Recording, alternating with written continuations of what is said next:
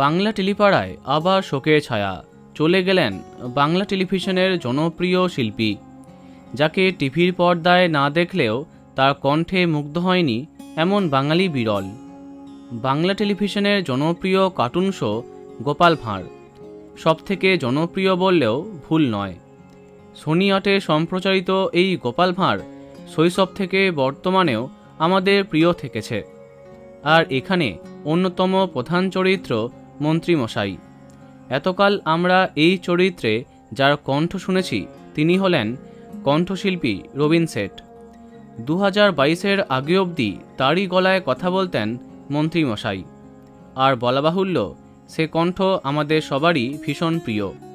কিন্তু বার্ধক্যজনিত কারণে 2022-এ সব টুনস ছেড়ে দিয়েছিলেন রবীনবাবু।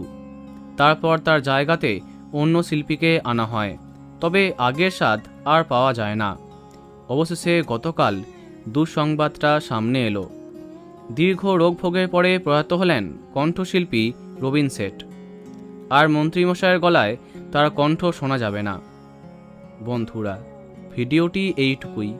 বাংলা বিনোদনের অন্যান্য আরও খবর পেতে সাবস্ক্রাইব করো কারেন্ট পজ। ধন্যবাদ।